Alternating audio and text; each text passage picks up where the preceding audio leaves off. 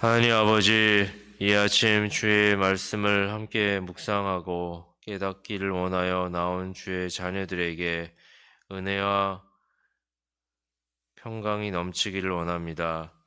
하나님이 주신 옛 본성을 버리고 새 본성을 입는 중생의 거듭난 은혜를 더하여 주시고, 은혜 받은 자들에게는 거룩한 삶을 향하여 달려갈 수 있는 성령 하나님이 주신 힘을 더하여 주시고, 하나님께서 베풀어 주시는 이 은혜의 삶이 우리 안에 가득하도록 주님 도와주시기를 간절히 소원합니다. 모든 삶 가운데 말씀이 근거하여, 말씀이 지침하여 준 대로 그 길을 밝히 비춰줄 때 순종하며 걸어갈 수 있는 믿음의 사람들 되도록 우리의 마음을 지켜 주시옵소서. 오늘 이 아침에도 주님께서 은혜의 빛을 비춰주사 우리가 올릴 기도 제목들을 들으시고 하나님께서 때에 따라 응답하여 주시며 하나님 영광 돌리는 시간 되도록 함께하여 주시옵소서. 예수 그리스도의 이름으로 기도합니다. 아멘. 우리는 계속 주기도문을 이어서 보고 있습니다. 주기도문은 크게 두 부분으로 나눌 수 있습니다.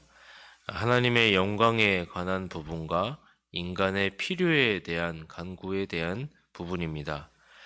더 구체적으로는 서론과 결론, 마무리 맺는 말을 빼고 중간에 7가지 간구가 나와 있는데, 이것을 두 부분으로 나누면 서론과 앞부분 3가지 간구가 하나님의 영광과 관련된 간구이고, 그리고 4번째 간구부터 7번째 간구, 그리고 마지막 맺은 말까지 해서 이렇게 인간의 필요에 대한 간구, 이렇게 두 부분으로 이렇게 나누게 됩니다.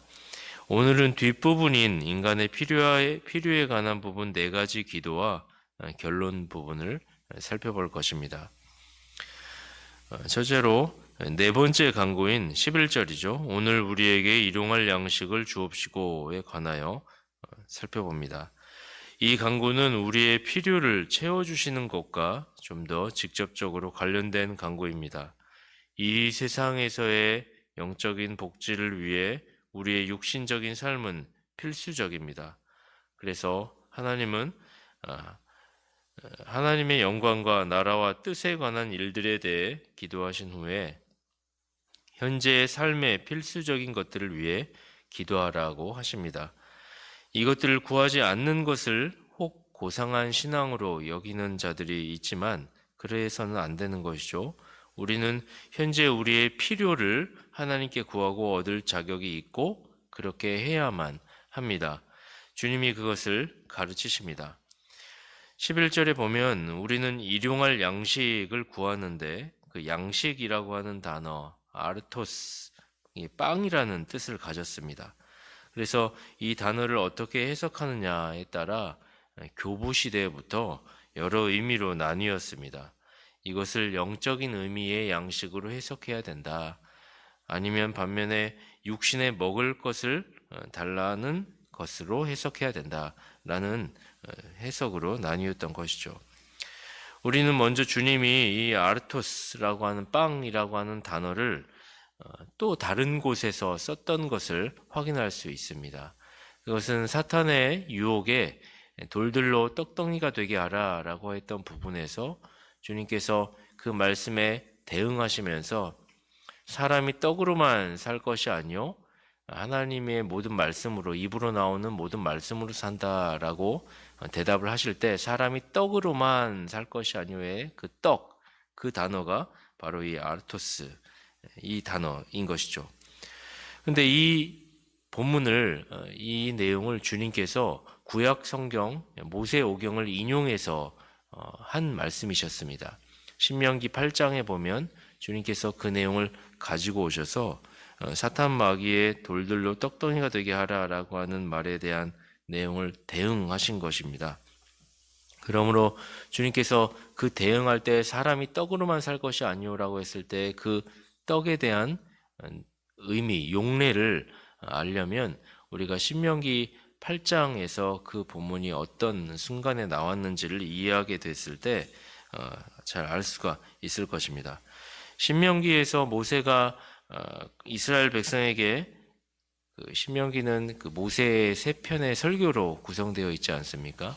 그래서 이제 약속한 땅 가나안에 거의 도달한 상태에서 이스라엘 백성들에게 이제 설교를 하는 것이죠. 우리가 가나안 땅에 가기 전에 마지막으로 상기케 하는 것이죠. 가나안 땅에 가기 전에 너희가 과거 광야에서 하나님께서 어떻게 인도하시고 보호하시지 않는가라는 사실을 상기케 하는 내용, 그런 맥락 가운데에서 이스라엘 백성이 광야의 야정을 보낼 때 만나로 먹이시지 않았는가? 하나님이 그렇게 만나로 먹이신 이유에 대해서 모세가 구체적으로 신명기 8장에 보면 설명을 하는데, 그렇게 하신 이유는 백성들을 낮추시며 시험하사 그 마음이 어떠한지 그 명령을 지키는지 아니 지키는지 알려 하시려고 했다. 즉 광야에서 그들이 순종하는지 안 하는지 여부를 알게 하기 위해 만나를 주셨다는 것과 같지요. 이 말은 하나님께서 인생들에게 육신에 먹을 것인 만나를 통해 너희가 나를 믿는지 안 믿는지를 테스트하시겠다는 것입니다. 근데 여기서 테스트한다라고 했을 때 단서가 붙죠. 왜냐하면 하나님께서 만나를 주실 때 그것을 저장해서 먹지 못하게 하셨습니다. 만나를 먹을 때 매일의 만나, 그날의 만나만을 주어 먹어야 했기 때문이죠. 하루가 지나면 그 만나는 상하게 되기 때문입니다. 이 사실로 이들은 일용할 양식, 데일리, 매일의 양식을 그때마다 하나님께 구하고 하나님께 받아 먹어야 하는 것이었죠. 결국 이것은 하나님의 말씀에 명령에 순종하느냐 마냐에 따라 육신의 만나, 떡, 삶이 죽느냐 사느냐의 판가름이 나는 것을 의미했습니다. 예수님은 주기도문에서 일용할 양식을 구하라라고 이야기하면서 그 일용할 양식의 의미에 대하여 방금 말씀드렸던 모세율법에서 이스라엘 백성들이 광야 여정 가운데 만나를 구하였던 장면을 연상하며 인용하셨던 것입니다. 즉 하나님이 물질적인 양식을 채워주는 원리는 하나님의 말씀을 순종하고 안 하고에 달려 있음을 말해 주시는 것입니다. 그러니까 저는 이렇게 생각을 합니다. 육적인 양식을 우리가 구해야 되는데 사실 이 육적인 양식, 일용할 양식을 구할 때 영적인 양식을 하나님께서 채워 주신다면 그게 이제 하나님 말씀의 명령에 순종하느냐 안 하느냐에 달려 있었기 때문에, 그렇게 된다면 자족감을 주시지 않겠습니까? 우리가 순종하였을 때 하나님께서 신자로 하여금 내적인 만족을 주셔서 이 내적인 만족이 있는 자는 어떤 상황 속에서도 부유함을, 외적인 환경 가운데 부유함을 누릴 수 있는 상태가 되는 것이죠. 그러므로 육적인 양식과 영적인 양식을 우리는 같이 고루 구해야 한다. 삶의 예배 가운데 하나님 앞에 말씀 앞에 순종하였을 때, 그리고 정당하게 응당 주님께 내가 오늘 필요한 것을 구하였을 때 주님께서 이 상관관계 속에서 은혜를 베풀어 주시고 채워 주신다라는 사실을 우린 발견하게 되는 것입니다. 뿐만 아니라 육적인 양식을 구해야 하는 또한 이유 중에 하나는 잠언 30장 8절에서 나로 가난하게도 마옵시고 부하게도 마옵시고 오직 필요한 양식으로 내게 먹이시옵소서라는 말씀과 같이 성경은 육신에 먹을 것과 입을 것에 대해 하나님의 은혜를 구하라라고 우리에게 말해주고 있습니다. 주기도의 구성이 또한 이렇게 되어 있죠. 전반부는 하나님의 영광에 관한 것이고 후반부는 인간의 필요에 대한 충분 요건을 요청하는 것이기 때문에 우리는 인생들의 실제적인 필요에 대해 주님께 구하라 하신 것인 줄 알아야 할 것입니다. 즉 우리는 영혼의 양식과 이 육신의 양식을 하나님 앞에 날마다 둘 다 구해야 할 자격이 있고 필요가 있다. 이 사실을 알아야 하겠습니다. 주기도문 5번째 간구 보면 12절, 우리가 우리에게 죄 지은 자를 사하여 준 것 같이 우리 죄를 사하여 주옵시고입니다. 주님은 우리가 우리에게 죄 지은 자를 사하여 준 것과 같이 우리 죄를 사하여 주옵소서라고 기도하라 이렇게 가르쳐 주셨습니다. 우리의 죄의 용서를 우리가 우리에게 죄 지은 다른 이를 용서함과 결부시키고 계십니다. 그런데 이것은 조건적인 기도가 아닙니다. 나에게 잘못한 형제를 내가 용서해 줬으니까 하나님 그 공로를 보시고 나의 죄도 사하여 주십시오라는 그런 식의 기도가 아니라는 것이죠. 우리는 주님이 이 기도를 가르치실 때 가르침을 받는 자들이 제자들이고 신자들이었다라고 하는 사실을 먼저 전제해야 할 것입니다. 즉 주님은 거듭난 자들에게 이렇게 기도하라고 지금 말씀하고 명령하고 계시는 것이죠. 주님께서 요한복음 13장 10절 말씀에 이미 목욕한 자는 발밖에 씻을 필요가 없느니라 라고 하셨는데, 즉 신자가 처음 예수님을 믿을 때 그의 속죄의 보혈로 목욕을 한 것입니다. 그럼에도 불구하고 주님께서는 죄 씻음을 받은 자에도 불구하고 그가 목욕한 사람일지라도 살다 보면 계속 발이 더러워지기 때문에 발은 계속 씻어야 한다라고 하신 것입니다. 그렇듯이 주기도문에서 5번째 간구의 의미는 예수님을 믿고 구원받은 성도로서 우리가 우리에게 죄 지은 자를 사하여 준 것 같이 라는 뜻 같죠. 그리고 우리 죄, 구원받은 이후의 죄들을 사하여 달라고 거듭 기도하는 것입니다. 조금 의역하자면 이렇게 한번 제가 생각해 봤습니다. 주님, 저에게 그리스도의 보혈을 통해 거듭난 은혜를 주시니 감사합니다. 이처럼 주님이 주신 거듭난 은혜로 오늘 저에게 해를 가했던 형제를 받은 은혜대로 용서했습니다. 그런데 주님, 여전히 저는 연약하여 구원받은 이후지만 또 죄를 지었습니다. 제가 구원받은 이후에도 불구하고 저도 오늘 다른 형제에게 해를 끼치고 말았습니다. 그 죄, 구원받은 이후에 그 죄를 지은 그것을 용서하여 주옵소서라고 기도하는 것이죠. 즉 우리가 우리에게 죄 지은 자를 사하여 준 것 같이 우리 죄를 사하여 주옵시고 해서 그 뒷부분에 우리 죄를 사하여 주옵시고 해서 그 우리 죄란 구원받은 이후의 죄들을 가리킬 것입니다. 우리가 죄를 회개하고 예수님을 믿었을 때 우리의 옛 죄악들은 깨끗이 씻음 받았습니다. 옛 본성들은 깨끗이 씻음을, 원죄는 깨끗이 씻음을 받은 것이죠. 이것을 중생 회심이라고 하겠죠. 그러나 우리는 남은 죄악성 때문에 때때로 실수하고 범죄를 합니다. 신자가 중생했다 해서 그 이후 실수들이 죄가 아닌 것은 아니란 말이죠. 그래서 5번째 기도, 우리에게 이런 자비로운 마음이 들기를 바라며 하나님께 진실되이 우리가 살아있는 동안 계속 용서를 구하는 자들이 되어야 할 것입니다. 주기도문의 6번째 간구입니다. 13절에 우리를 시험에 들게 하지 마옵시고 라고 하고 있습니다. 앞서 5번째 간구에서 죄로부터 용서함을 달라고 기도했습니다. 그리고 난 다음 신자는 다시 어리석음으로 돌아가지 않기 위해 그런 시험을 받게 되지 않기를 기도해야 하는 것입니다. 시험이라고 하는 용어는 하나님이 자기 백성의 믿음과 순종을 시험해 보시는 것들을 가리키는 데 사용될 것입니다. 하나님은 주권적 섭리의 방식의 가운데 세상을 움직여 가시는 분이시죠.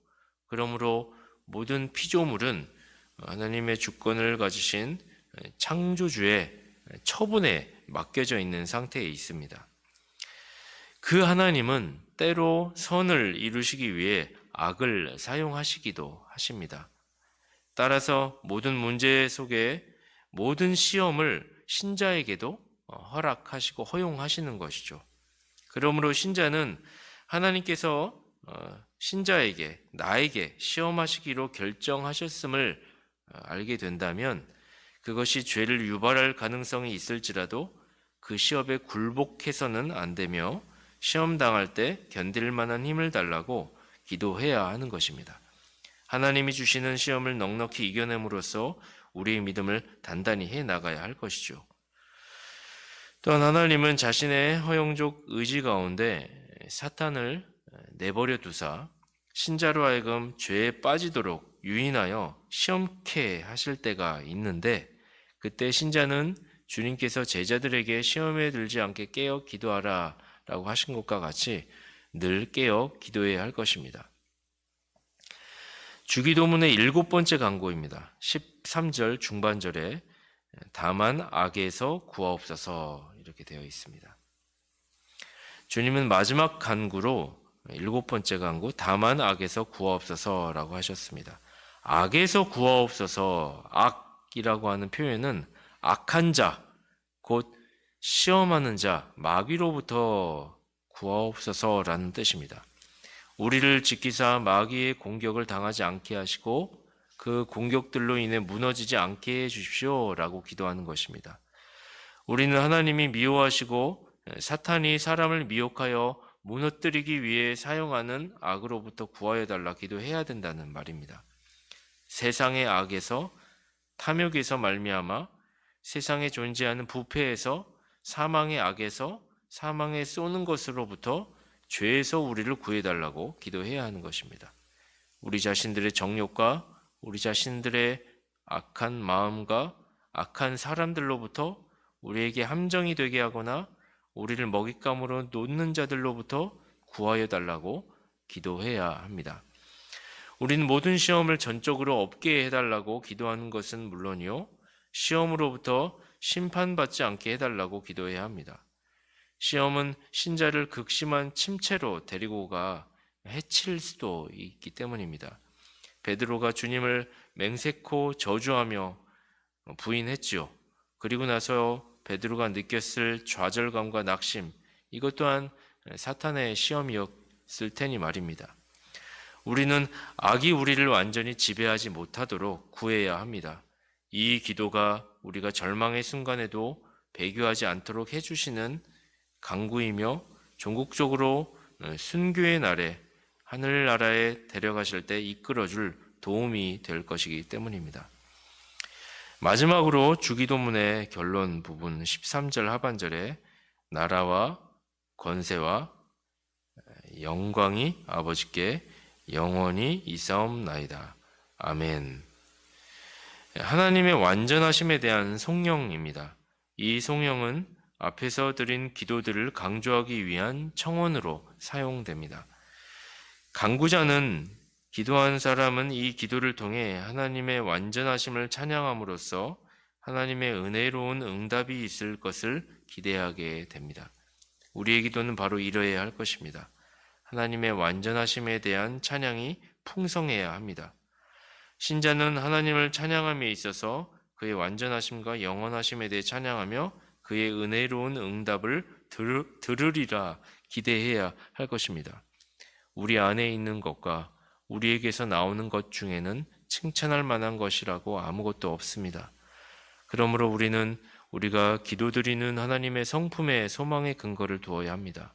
하나님의 완전하심은 일시적인 것이 아니라 영원하시다. 종결 부분인 아멘은 그렇게 되기를 바랍니다. 라는 간절한 소망과 그렇게 될 것입니다. 라는 믿음을 표명하는 말입니다. 주기도문의 구조와 구성과 맥락을 잘 이해하여 우리 기도의 골격과 중심으로 삼으면 좋겠습니다. 복된 기도를 통하여 참된 복을 누리는 저와 여러분이 되기를 소망합니다. 기도하겠습니다. 하나님 아버지, 주기도문을 통하여서 너희는 이렇게 기도하라 주님께서 말씀하여 주셨던 것처럼 때론 어떻게 기도할지 모를 때 성령께서 말없이 신자를 위하여 빌 바를 알지 못하는 자들을 위하여 기도해 주심으로 우리의 위로를 더해 주실 성령 하나님을 의지함에도 불구하고 우리에게 온전한 형식을 주셔서 마지막에 주님 이름을 붙들어 주님께 영광을 돌릴 수 있는 믿음의 사람들 되도록 도와주시기를 원합니다. 기도의 제목을 우리에게 던져주셨습니다. 기도의 제목의 구조와 그 뜻을 우리가 잘 이해하며 생각하며 하나님의 이름을 높일 수 있는 한 명 한 명 되도록 올바른 뜻과 올바른 목적으로 기도함으로 하나님의 기도에 응답을 받는 우리들 되도록 주님 은혜 베풀어 주시옵소서. 이 아침에 우리가 기도의 제목을 가지고 나왔습니다. 우리 안에 하나님 앞에 아뢰할 기도 제목들, 감히 힘듦과 고난 가운데 누구에게도 말 못할 고백들 주님 들으시고 응답하시며 하나님의 때에 반드시 응답하여 주시기를 간절히 소원합니다. 그런 은혜가 있기를 원하며 우리 구주 예수 그리스도의 이름으로 기도합니다. 아멘.